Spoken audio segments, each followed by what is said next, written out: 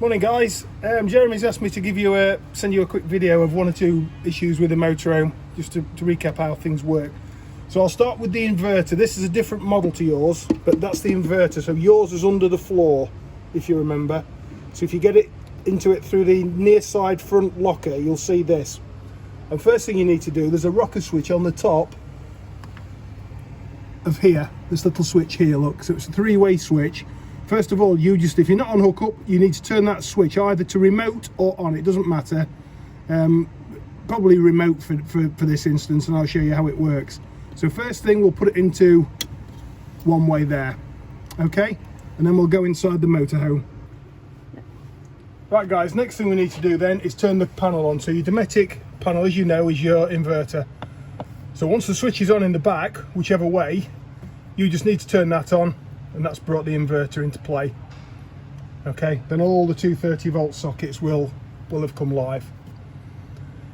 Okay, so that's how the inverter works. The heating, let's say this is a different model, so we've not got the oven, but we've got the same heating system. So to overcome the problem you've had, and you're quite right, it is to do with the heating being on, and obviously the sensor here next to the oven, it's not ideal. We have moved a few to the other side, which we may do in the future for you guys if it still continues to be a problem.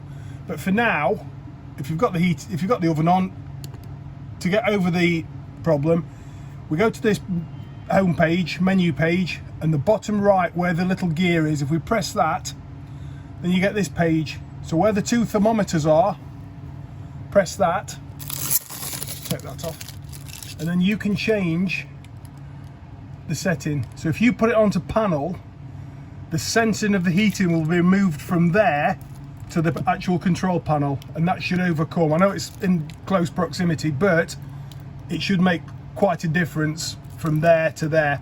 So now your temperature is reading from this panel. There's a little eye in here.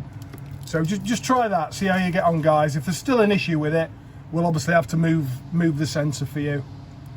Okay, you've also mentioned you've had a flat battery sign on the control panel, but the batteries aren't flat. Now all that will be is a calibration issue, and again, I can calibrate the control panel when you come in. It's not going to be an issue as long as your batteries aren't actually flat. It's one of them. We can sort it at a later date. Basically what's happened is these panels are calibrated to a certain level. It may not be what the actual battery voltage is. So say you've got 12.5 volts in your battery, this may be calibrated to 12.2, and it's sensing that the battery is low even though it isn't. But as I say, in the future I can go into the programming and alter the settings for that. So that's not one particularly worry about unless your batteries are flat. Okay, we can sort that at a later date. Wait, are we on? Next one is a common thing with the overhead showers with the water dripping. Not much we can do really. We have all sorts of people put plastic bags over there to catch them, hair, shower caps and all sorts really.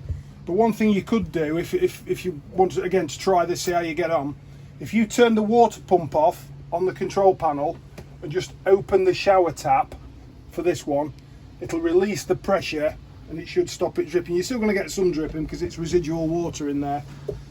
Okay, but just try that. There's not a lot really we can do other than trial and error job really, but that's one thing to try.